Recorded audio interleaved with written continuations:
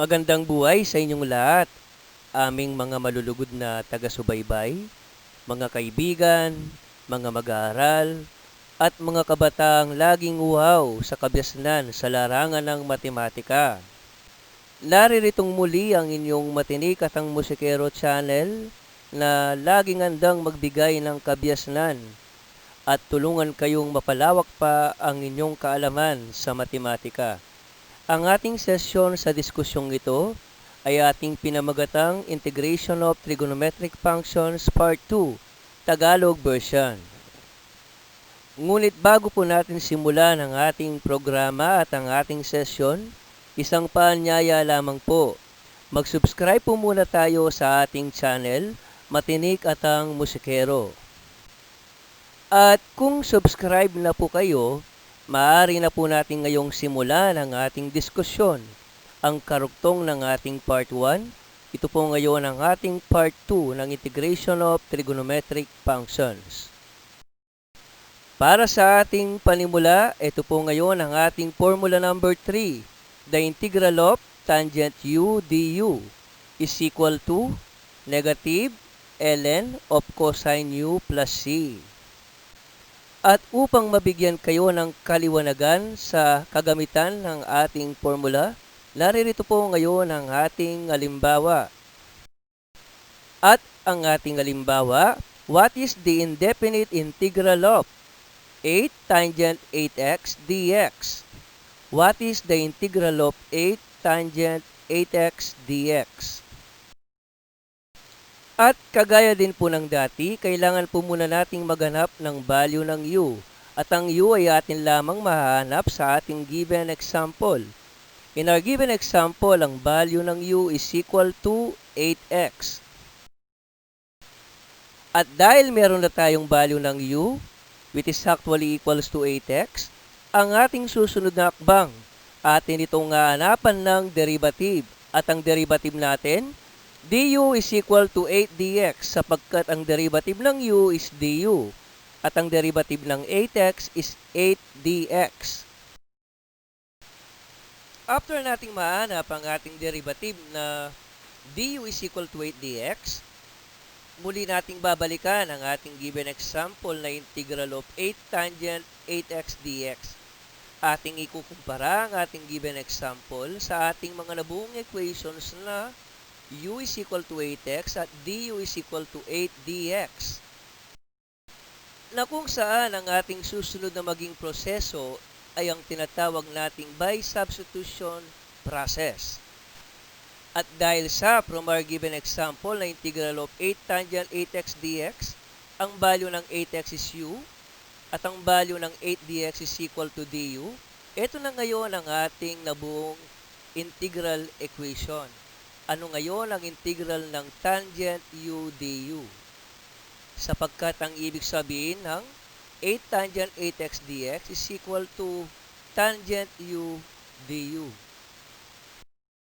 Uulitin ko, ang katumbas ngayon ng ating given na integral problem na 8 tangent 8x dx is eksaktong integral of tangent u du. At dahil sa ang integral ng tangent u du from our given formula is negative ln of cosine u plus c, ito ngayon ang ating kasagutan. At ang ating output o resulta ng integral of tangent u du is simply equal to negative ln of cosine u plus c. Kaya lang kaibigan, di ba't may value tayo ng u? At ang value ng u is equal to 8x. Therefore, from the equation or from our result na negative ln of cosine u plus c, ang u ay atin lamang papalitan ng u is equal to 8x. Ang u magiging 8x. At dahil ang value ng u is equal to 8x, ito na ngayon ang ating final answer, ang ating indefinite integral, negative ln of cosine 8x plus c. At syempre naman kapatid, isa pang halimbawa para mas lalo nating maintindihan ang ating formula at ang kagamitan nito. Ang ating given, the integral of 8x tangent 4x squared dx. At syempre, katulad pa rin ng dati, kailangan nating mag-let u. Ang value ng u sa ating given integral problem is equal to 4x squared. And then afterwards, syempre, hahanapan natin ang derivative. Ang u is equal to 4x squared. Ano nga ba ang derivative ng ating given equation na u is equal to 4x squared? Ang derivative ng u is du. Ang derivative ng 4x squared is 8x dx. Therefore, du is equal to 8 dx. And then afterward, after nating mahanap ang ating derivative na du is equal to 8x dx, atin ngayong muling babalikan ang ating given example na integral of 8x tangent 4x squared dx. At atin itong ikukumpara ngayon sa ating dalawang equation na u is equal to 4x squared at du is equal to 8x dx. Kung papansinin natin ang ating given example, merong 4x squared tayong nakikita. Ang value ng 4x squared is also u. And then, maliban sa tangent at 4x squared, may nakikita pa tayong ibang mga coefficient at ito ang 8x dx. Hindi ba't ang value ng 8x dx is equal to du? So, malinaw na pwede nating i-reformat ang ating given example by substitution process.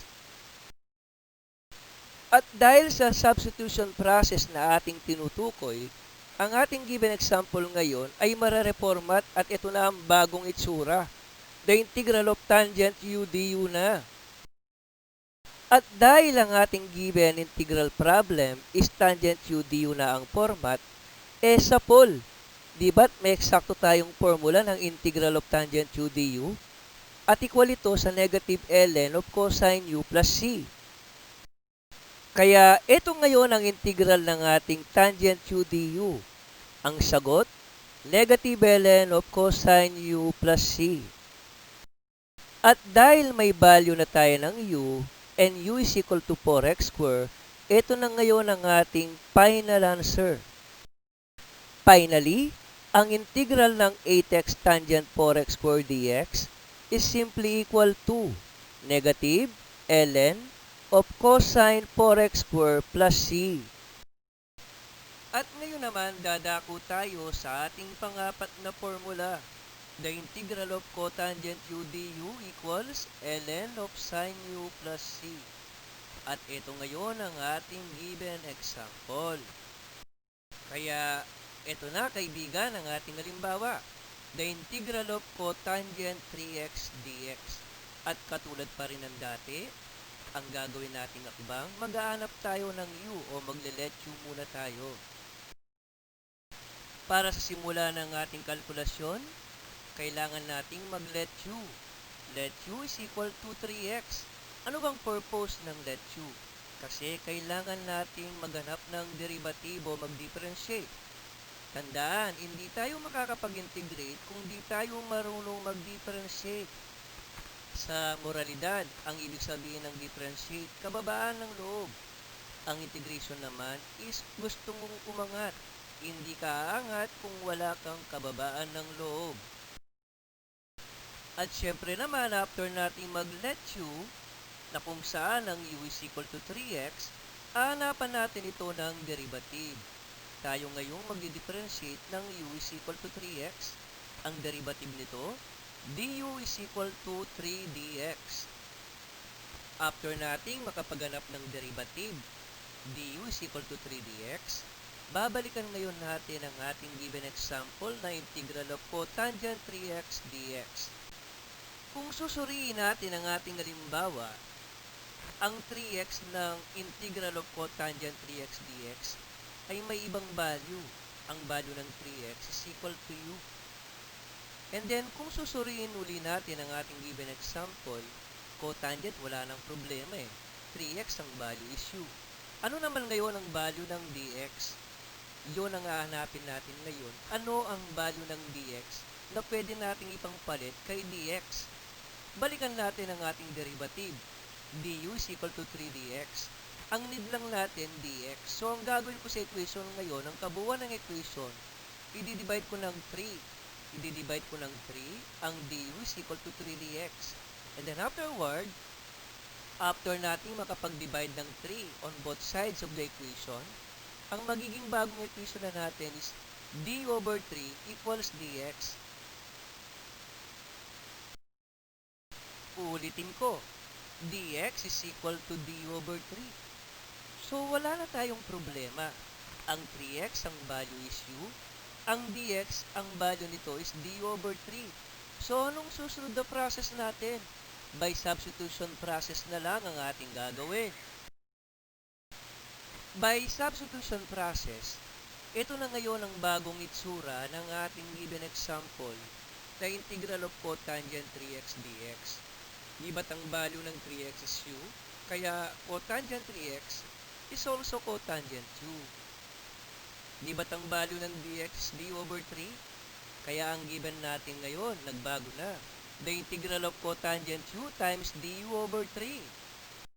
And then, para sa ating susunod na hakbang, ipapactor out lang natin ang 1/3 outside the integral sign. Kaya nga, ang integral problem natin ngayon, ito na ang bagong image. 1/3 integral of cotangent u du.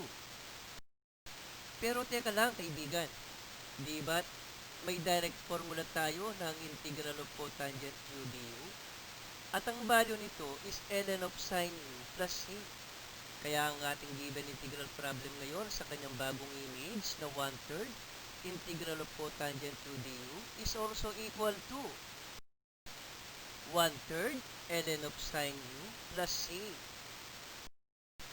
Pero kaibigan, teka muna ulit. Di ba ang value ng u is equal to 3x? So, ang ibig sabihin nito, sa ating sagot na 1/3 ln of sin u plus c, ang u pwede nating palitan ng 3x. Kaya nga, ang ating final answer ngayon, nakasagutan sa ating integral problem na integral of cotangent 3x dx. Ang ating sagot, 1/3 ln of sin 3x plus c. Paalala lang kaibigan, ang formula sa simula ng kahit na anong integration problem, sa totoo lang, hindi mo na kailangang hanapin sa simula ang formula sapagkat ang unang hakbang na ginagawa lagi ay ang pagleletsyo at ang pag-a-apply ng derivative. After mo makapagganap ng derivative, after na isagawa ang derivation process, through substitution method, ang prosesong ito ang mismong magtuturo sa atin kung ano bang formula na dapat gamitin among the integration formulas na meron tayo. Ngayon naman, ito naman ang ating panglimang formula. The integral of secant u du equals ln of secant u plus tangent u plus c. At para sa ating example, find the integral of 2 secant 2x dx. At syempre, para sa simula ng ating kalkulasyon, ito ang value ng u. U is equal to 2x. Kung saan ang derivative ng u is equal to 2x, du equals 2 dx. And then afterward, babalikan natin ang ating given example at atin itong ikukumpara ngayon sa dalawang equation na nabuo natin. U is equal to 2x at ang du is equal to 2 dx. Ang 2x may eksaktong value at ito ang u. Ang 2 dx ng ating given example may eksaktong value at ang value nito du dahil ang du is equal to 2 dx.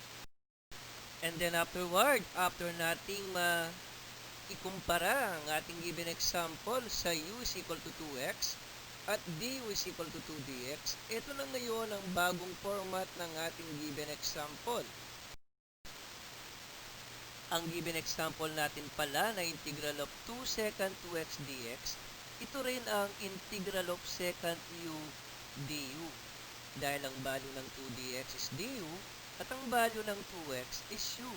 Kaya ang ating integral problem ngayon, the integral of secant u du. Kaya lang, di ba't may eksaktong formula tayo ng integral of secant u du? At ang sagot sa formula nating integral of secant u du is equal to ln of secant u plus tangent u plus c. Sa makatuwid, ang integral ng secant u du is eksaktong ln of secant u plus tangent u plus c. And it so happen na may value na pala tayo ng u at ang value ng u equals 2x. Kaya kapatid, kaibigan, ito pala ang ating sagot sa ating given integral problem. Ang ating final answer, ln of secant 2x plus tangent 2x plus c. O, paano na kaibigan? Hanggang dito na lang muna. Pakiabangan na lang muna ang part 3 ng ating serye. Muli, ito ang inyong Matinik at ang Musikero channel na nagsasabing maraming salamat po sa inyong walang sawang pagtangkilik at panonood ng aming mga videos. Maraming salamat po. Huwag nating kalilimutan, God is great. God is good.